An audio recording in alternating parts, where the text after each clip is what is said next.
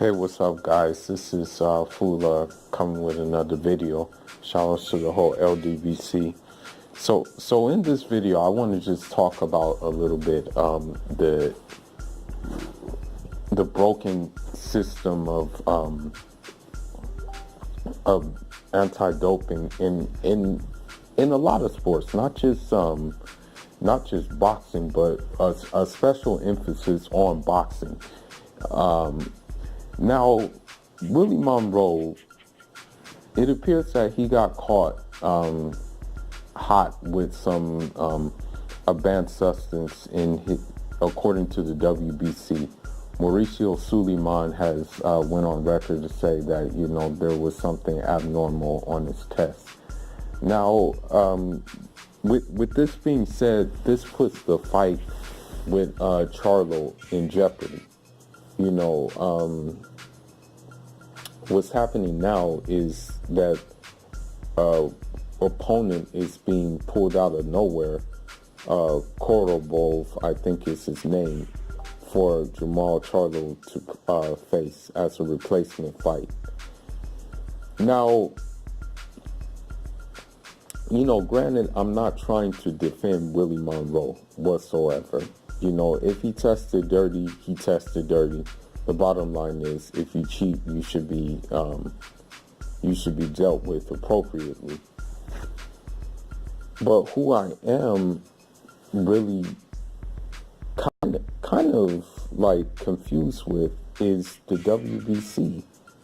Mauricio Suleiman has come out the woodwork to, say this about, Willie Monroe, putting it on Twitter and things like that.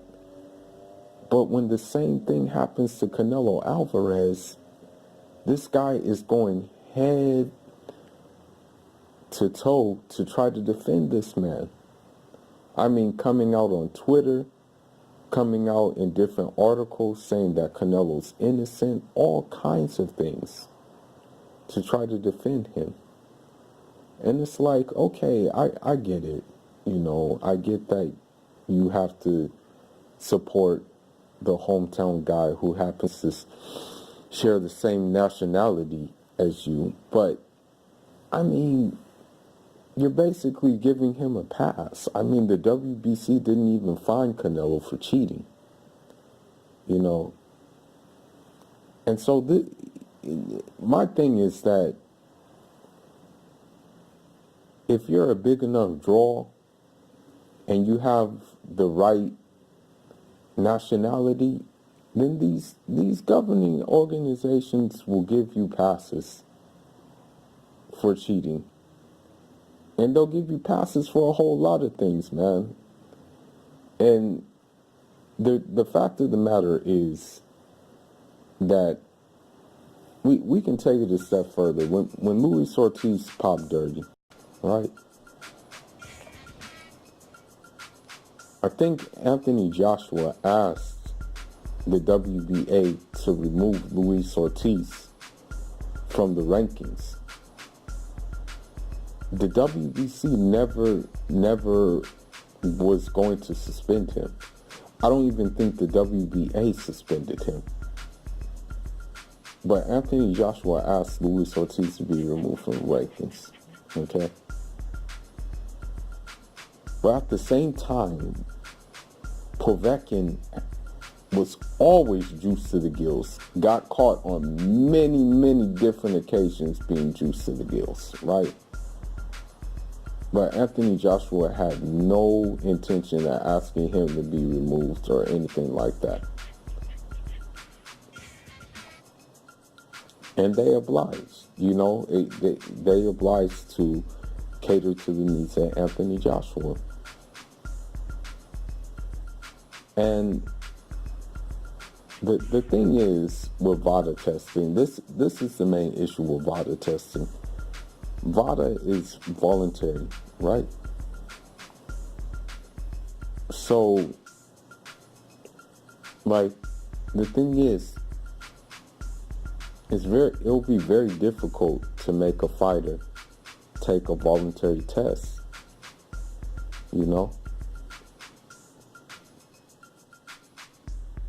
So my thing is that the whole system really just needs to be reformed, because the problem is too is that these fighters have to come out of their own pocket to pay for these tests, and these tests aren't cheap. No, they aren't cheap at all. So I mean, I think really, I really think that, you know, when you're the big draw, you can really get away with cheating, you know? I think that's just what it really comes down to.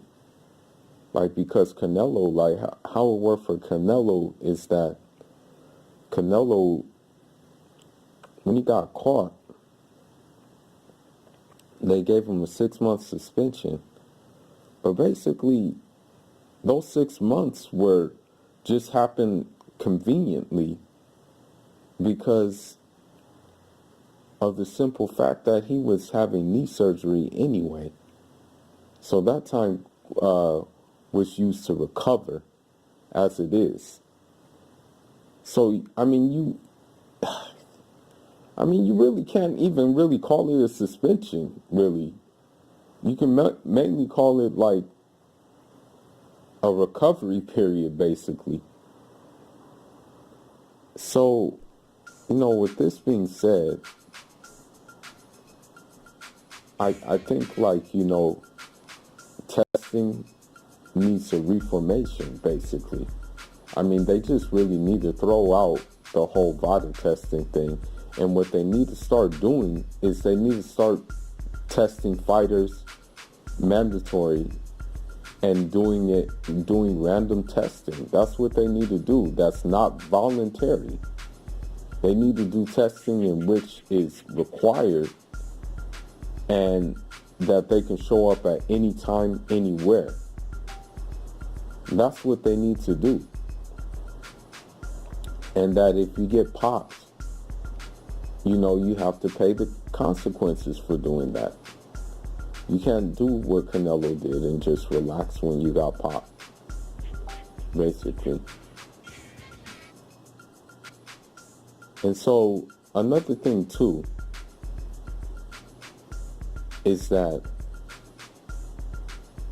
you have to look at the history of countries when it comes to doping. I mean, some countries have normalized doping.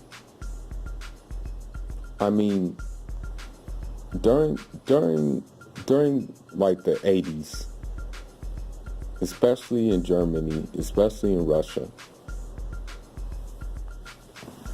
they doped their athletes to the gills to compete on a higher stage. It was actually custom for them to do that. They did not see any fault in doing this. They thought in order to get the edge that they will do it. And I mean, it worked for a while because, I mean, they were winning a lot of things in the Olympics. And so they just did not want to leave protocol alone, and they just kept on doing it. But then recently you had in Russia that there was a state-sponsored doping program. So you had all these Russian athletes who were basically just getting shot up to compete on the high level and be a track and field or being in another endeavor. And so when the anti-doping agency put an end to that, you now have Russians banned from competition, from every kind of track and field competition. They have to compete as a mutual competitor instead of just being competing for their country if they weren't dirty. But that just goes to show you that, you know, juicing is deeply ingrained in this sport, man, and just different sports. And for you to cry foul about Willie Monroe testing dirty, but not cry foul about like a Canelo or someone else of that stature testing dirty, then man, you need to ask yourself, why do you watch boxing? You know, do you watch boxing for certain boxers, or do you watch boxing for the sport of boxing, period? That's really what it comes down to, man. But it remains to be seen what will happen in this regards. I mean, for me personally, I think it's double standards at its best. But leave your thoughts, leave your comments. Let me know if you think Willie Monroe should still fight. Let me know if you think he should be suspended. Or just let me know if you think he should be fined or something like that. But I believe they'll probably do suspend and fine him, though. That's what I believe to be the case.